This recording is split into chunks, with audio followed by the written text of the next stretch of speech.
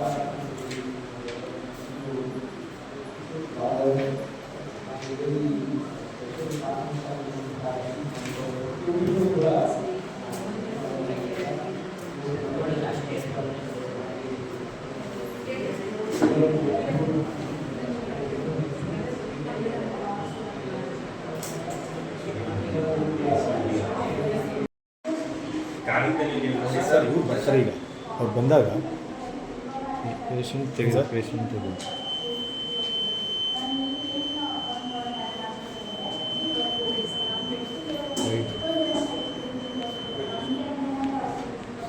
Madam ನಾನು ಬಂದು inform ಮಾಡ್ತೀನಿ.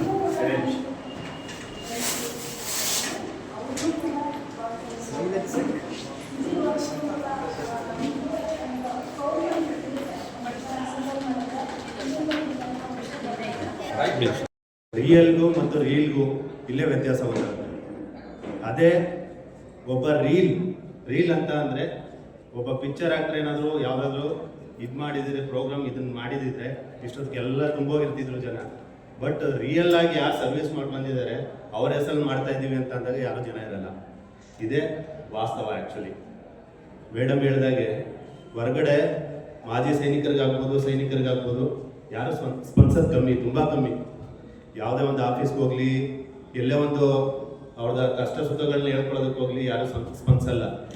ಅವ್ರನ್ನ ಯಾವ ರೀತಿ ನೋಡ್ತಾರೆ ಅಂದರೆ ಬಾಕಿ ಸಿವಿಲಿಯನ್ ಯಾವ ರೀತಿ ಇರ್ತಾರೆ ಅದೇ ಥರ ಅವ್ರನ್ನೂ ಟ್ರೀಟ್ ಮಾಡ್ತಾರೆ. ಅದು ಒಂದೊಂದು ಸರಿ ನಮ್ಗೆ ಅನಿಸುತ್ತೆ, ತುಂಬ ಬೇಸರ ಅನಿಸುತ್ತೆ. ಯಾರಿಗೋಸ್ಕರ ನಾವು ಇಷ್ಟು ಸರ್ವಿಸ್ ಮಾಡಿದ್ವಿ, ಯಾರಿಗೋಸ್ಕರ ಓಡಾಡಬೇಕು ಅನ್ಸ್ಬಿಡುತ್ತೆ ಕೆಲವೊಂದು ಸನ್ನಿವೇಶಗಳಲ್ಲಿ. ಅದರಿಂದ ನಾನು ನಮ್ಮ ಮಾಜಿ ಸೈನಿಕರ ಪರವಾಗಿ ನಾನೇ ಕೇಳ್ಕೊತಾ ಇದ್ದೀನಿ, ದಯವಿಟ್ಟು ಈ ಥರ ಕಾರ್ಯಕ್ರಮಗಳು ಮಾಡಿದಾಗ ಹೆಚ್ಚು ಜನ ಭಾಗವಹಿಸಿ. ಇವಾಗ ಭಾರತ ಮಾತೆ ಸೇವೆ ಮಾಡೋದಕ್ಕೆ ಎಲ್ಲರಿಗೂ ಇಷ್ಟ ಇರುತ್ತೆ, ಬಟ್ ಚಾನ್ಸಸ್ ಕಮ್ಮಿ ಸಿಗುತ್ತೆ. ನಮಗೆ ಮಾಜಿ ಸೈನಿಕರಿಗೆ ಏನಿದೆ ಅವ್ರಿಗೆ ಒಂದು ರೀತಿಯ ಸೌಭಾಗ್ಯ ಅನ್ಕೋಬೋದು.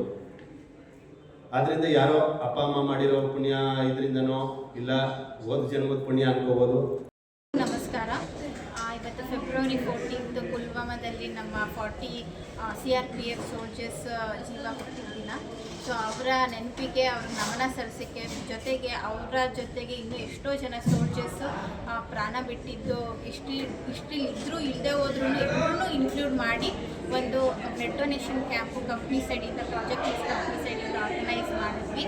ಸೊ ಸುಮಾರು ಜನ ನಮ್ಮ commanding officers, lieutenant Sanjeev sir ಬಂದಿದ್ದರು, ಹಾಗೆಯೇ ದಿವಾಕರ್ ಸರ್ ಬಂದಿದ್ದರು, ಎಲ್ಲರೂ ಕೂಡ ಬಂದಿದ್ದರು. ನಿಯರ್ಲಿ ಒಂದು 7 ಮೆಂಬರ್ಸ್ ಆರ್ಮಿ ಆಫೀಸರ್ಸೇ ಬಂದಿದ್ದರು. ಎಲ್ಲರೂ ಖುಷಿಪಟ್ಟರು.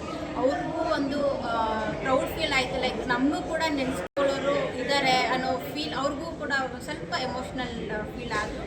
ಆ್ಯಂಡ್ ಅವ್ರಿಗೂ ಖುಷಿ ಆಯಿತು. ಇದು 3ನೇ ವರ್ಷ ನಾವು ಬ್ಲಡ್ ಡೊನೇಷನ್ ಕ್ಯಾಂಪ್ ಆರ್ಗನೈಸ್ ಮಾಡ್ತಾ ಇರೋದು. And every year it's going successful.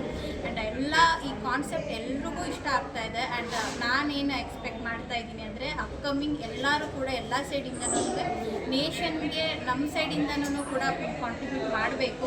So ಈ ಥರದ್ದು ಒಂದು ಸ್ವಲ್ಪ ಪ್ರೋಗ್ರಾಮ್ಸ್ನ ಆಗಾಗ ಕಾಂಟ್ರಿಬ್ಯೂಟ್ ಮಾಡ್ತಾ ಇದ್ದರೆ, ಮೀನ್ಸ್ ಆರ್ಗನೈಸ್ ಮಾಡ್ತಿದ್ರೆ ನಮ್ಮದೇ ಕಂಪ್ನಿ ಅಲ್ಲ, ಬೇರೆ ಕಂಪ್ನೀಸು ಕೂಡ ಈ ಥರದ್ದು ಒಂದು ಈ ಥರದೊಂದು ಪ್ರೋಗ್ರಾಮ್ನ ಆರ್ಗನೈಸ್ ಮಾಡ್ತಿದ್ರೆ ಆವಾಗ ಯೂತ್ಸ್ಗೆ ನೇಷನ್ ಮೇಲಿರೋ ಒಂದು ಪ್ರೀತಿ ಅಥವಾ ಅವ್ರಿಗಿರೋ ಒಂದು ಪ್ರೌಡ್ ಇನ್ನೂ ಕೂಡ ಜಾಸ್ತಿ ಆಗುತ್ತೆ ಅನ್ನೋದು ನಮ್ಮ ಅಭಿಪ್ರಾಯ. ಆ್ಯಂಡ್ ಇಲ್ಲಿ DTL ಕಾಲೇಜಲ್ಲಿ ನಮಗೆ ಅನುಮತಿ ಕೊಟ್ಟರು ಮಾಡೋಕ್ಕೆ ಅಂತ. So thank you for everyone. ಎಲ್ಲರೂ ಬಂದಿದ್ದರು, ಎಲ್ಲ ಪ್ರೆಸ್ ಮೀಡಿಯಾದವ್ರಿಗಾಗಲಿ ಆಗಿಲ್ಲ ಎಲ್ಲರಿಗೂ ಕೂಡ ಥ್ಯಾಂಕ್ ಯು ಸೋ ಮಚ್.